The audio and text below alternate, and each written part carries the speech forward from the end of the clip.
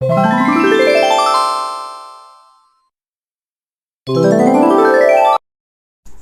Kids, welcome to your favourite channel homework.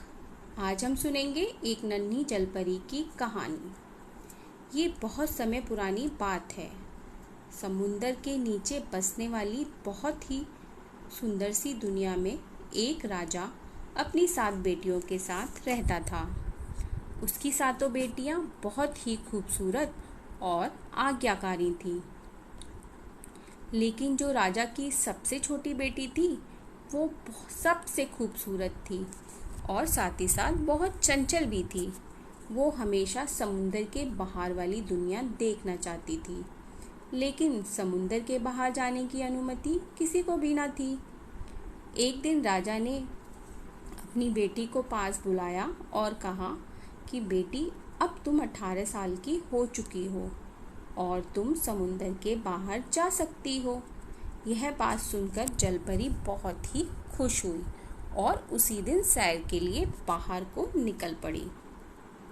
जब वो समुंदर के किनारे बैठी और चारों तरफ नज़ारे देख ही रही थी कि उसने देखा कि एक बहुत बड़ा सा जहाज उसकी तरफ चला आ रहा था। उसने ऐसा जहाज पहली बार देखा था। तभी उसे कुछ हलचल सी सुनाई देने लगी। उसने देखा कि समुंदर में तो बड़ा भारी तूफान आया हुआ है। सारी मछलियाँ इधर उधर भाग रही थीं। थोड़ी ही देर में वो जहाज पानी में डूबने लगा और उस जहाज में जो राजकुमार बैठा था वो भी पानी में डूब रहा था। जलपरी ने राजकुमार को बचाने की पूरी कोशिश की और वो राजकुमार को पानी से बाहर निकालकर ले आई। राजकुमार अभी बेहोश था। जलपरी उसी के पास बैठी रही। कुछ ही देर में राजकुमार को होश आ गया। वो जलपरी को देख के बहुत खुश हुआ और उसने घंटों उससे बातें की। फिर राजकुमार अपने महल लौट गया और जलपरी वापस समुद्र में आ गई। जलपरी अब सारा दिन राजकुमार के सपने देखा करती थी। एक दिन जलपरी राजा के पास गई और बोली कि मुझे राजकुमार से प्रेम हो गया है और मैं राजकुमार के साथ रहना चाहती हूँ। राजा बड़ा क्रोधित हुआ। उसने कहा कि तुम एक जलपरी हो और तुम समुद्र के बाहर पृथ्वी पर कैसे रह सकती हो, और अगर तुम्हें बाहर रहना है तो तुम्हें एक साधारण परी बनना होगा और तुम्हारी आवाज़ भी चली जाएगी।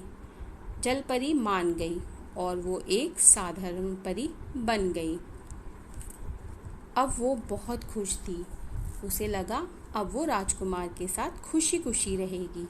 वो समुंदर के बाहर राजकुमार से मिलने गई, लेकिन अब जलपरी की आवाज़ जा चुकी थी।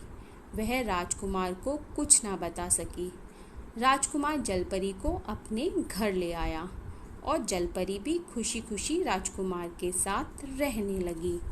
लेकिन जलपरी अपने मन की बात राजकुमार को नहीं बता पा रही थी, क्योंकि उसकी तो आवाज़ ही चली गई थी। कुछ दिनों बाद जलपरी को पता चला कि राजकुमार की किसी और से शादी होने वाली है।